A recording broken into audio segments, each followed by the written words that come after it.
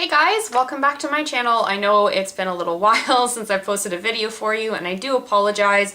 I have alternately been on vacation, moving back from my old job, and then moving down to my new job again, which is in England, and then kind of getting settled in my new job, new place that I'm staying, visiting my partner, having him visit me. It's been a bit of a crazy July for me, but now that I'm a little bit more settled, I have more time to write and do videos for you. The first of which is focused on how to write a CV for applying for a job to become an archaeologist. One of the reasons I've decided to do this is because I was actually recently asked by a friend of a friend to look at their CV and give them some feedback on how to kind of modify it in order to improve their chances of getting a job in commercial archaeology, and I thought perhaps that some of the things that I told this person were things that I can pass on to you guys to help you out as well. Now obviously there's nothing saying that you have to follow my way of doing it. If you have a way that you think works better for you, that's totally fine. I just thought I would share my own personal kind of experience. Now some of you might be thinking, why do I have to write like an archaeology CV? Why can't I just submit them my regular resume, CV, whatever you want to call it? And the reason for this is because a lot of the time they're looking for how much experience you have in archaeology. They're not really interested in if you've worked retail or waitress or whatever. What they're looking for is your archaeological experience. And so that's the information that you really want to get across. I find that I usually have an archaeology CV and then my like regular CV that I would send out for any other kind of job that has my most recent work experience, whereas my archaeology one focuses on my relevant archaeological experience. Having a strong CV in archaeology is also something I found to be really important because a CV is often the only chance that you have to make an impression on a company on whether or not they're going to hire you. This is because at the lower levels, when you're just starting out, you really don't get opportunities for interviews. As you go higher up and you are entrusted with more responsibilities, obviously you do get interviews, but at the lower levels a lot of the time they will just be looking at your CV and then as well seeing if anybody knows who you are. Everyone knows everyone in archaeology, and word of mouth is something that can really work either for or against you in terms of getting hired. So it's always good to make sure that people that you're interacting with in archaeology is you having a good relationship with them, because you never know that down the line that might benefit you. So for example, my very first job working in Canadian archaeology, I heard about through the grapevine. I didn't even there wasn't even an official like job posting. And then I got called in for an interview very strangely. And when I arrived there, the guy that was interviewing me basically said he'd looked through my Facebook and established that I wasn't an absolute like crazy person. And then as well, one of the other people worked there had vouched for me and said that I was a good digger. This person was one of my professors from university who was working at this company part-time to supplement his part-time teaching contract, and who I had dug with already in Jordan. So it just kind of goes to show to you that you never really know who knows who. And it's always good to try and make sure you have a good relationship with people that you dig with, because it can always benefit you later on. So general tips that I would have for an archaeology CV are very similar to something you would consider for a regular CV, in that you don't want it to be a very long document. At maximum you might want it to be 2 pages, because people lose interest. It's just like the whole thing with Google search. People very rarely look past the first page. This is also true with CVs. And so you want to try to be making sure that you're getting the maximum amount of information across to a company in the most concise way in order to convince them in the shortest amount of time that they should hire you.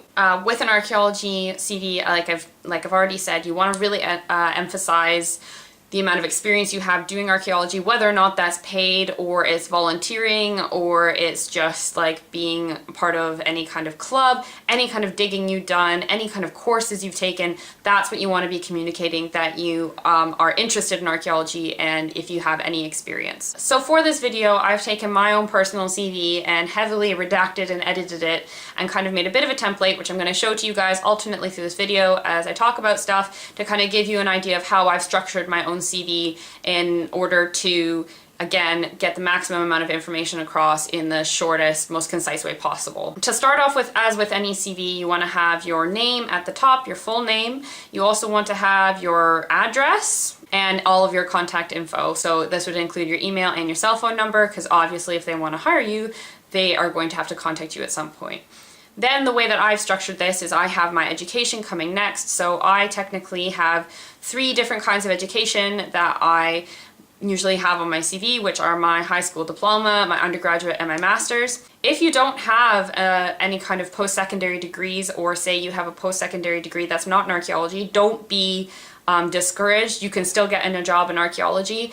It's just always useful to communicate to them your level of education. Say if you don't have a degree but you've been on like tons and tons of volunteer digs, you could get hired anyway because you have lots of archaeological experience and clearly you're passionate, but maybe university isn't for you. The next section that I have is called skills and qualifications. So this I kind of came up with when I was reworking my CV earlier this year, because I found that the way that I was previously structured my CV repeated a lot of information and wasted a lot of space. So the way that I'd had it before was that I had kind of my job title, the company I worked for, and then and the dates that I worked for that company, and then I had kind of my basic job description, and I did that for every single job that I worked. Now that I've worked quite a bit in archaeology, that list is getting quite long.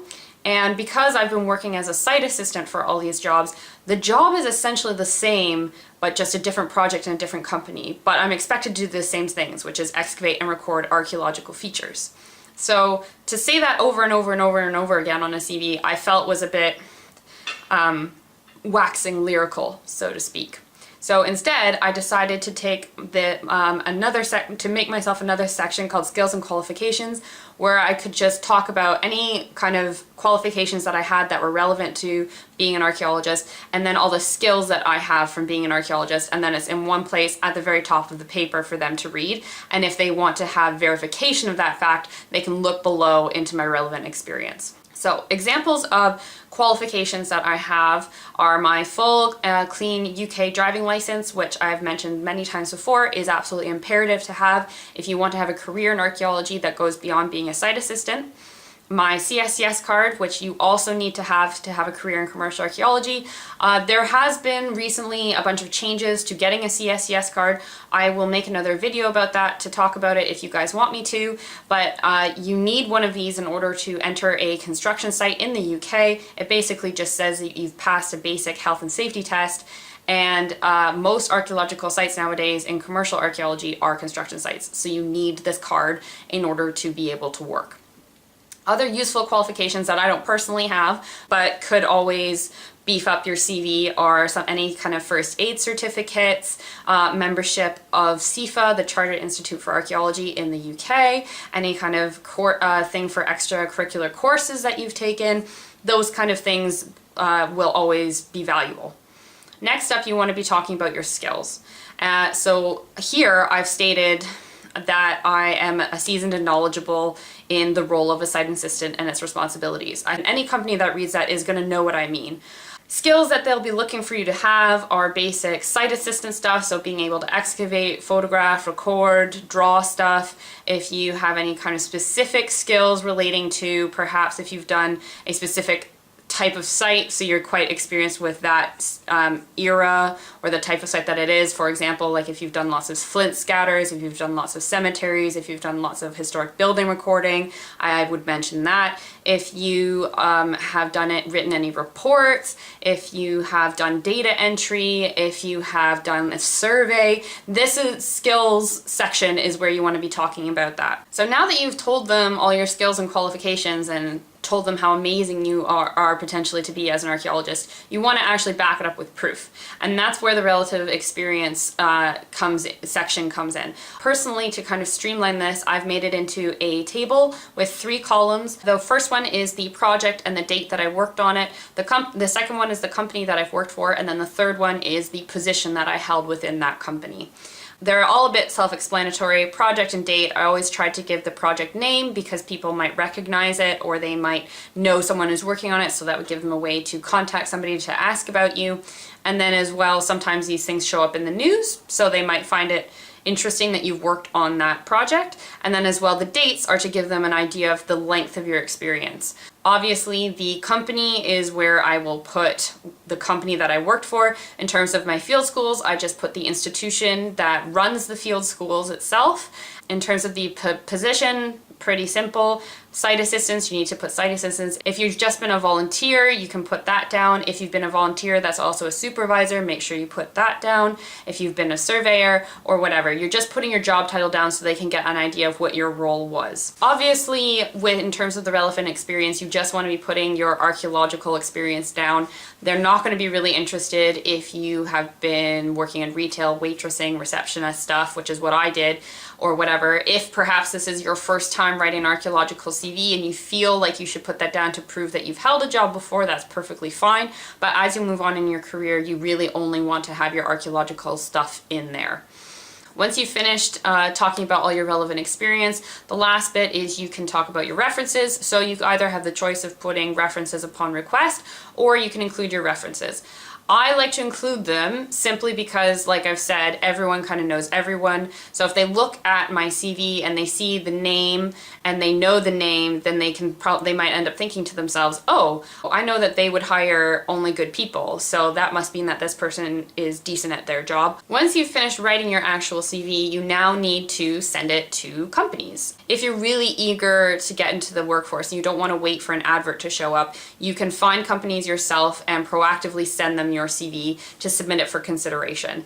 One of the ways you can do this is by going to Badger, the British Archaeological Jobs Resource, and looking at their map, putting in where you want to have the job, so wherever you live, a radius, and then it'll show you all the companies that are within a certain mileage of you, and you can then go from there to their websites, find the email for submitting CVs, and submit a CV to them. If you happen to be applying for a job that's already been advertised, obviously you would always include a cover letter, which you would tailor specifically to that job and that company. But if you aren't and you're just submitting a CV for their consideration, then you don't really necessarily need to include a cover letter. However, when I always do this, I like to include a short paragraph with my email that serves as a bit of a condensed cover letter in order to kind of draw their interest and give them all the basic facts that they need to know about me. This includes my name. I'll talk about where I have most recently worked, the fact that I have a clean driver's license and a CSCS card, and the date that I'm available to work. And that will just communicate the basic facts to them, and if they obviously are looking for a bit more information, they can just see my CV as attached. This is only kind of a rough guide of the way that I have personally written my CV. However, I found it to be fairly successful, especially in the UK, where I've never actually had an interview for an archaeological job here. I've just been called up after I submit my CV to people. Feel free to use my little template if you so wish. As per usual, I hope this has been useful for you guys and is going to help you in your pursuit of the career of being an archaeologist. If you want to follow me on either my social media, my Twitter, my Instagram are below. I haven't posted much on them lately because the project that I'm currently on has a really strict no social media policy and I don't want to get fired. So I haven't really been able to post anything lately, but I'm only here for another month and a half, so that might change in a little while when I go on to a new project. If you like this video, please give me a thumbs up. If you want to see anything else, please check out my other videos and subscribe. Thank you guys for watching, and I will see you next time. Bye!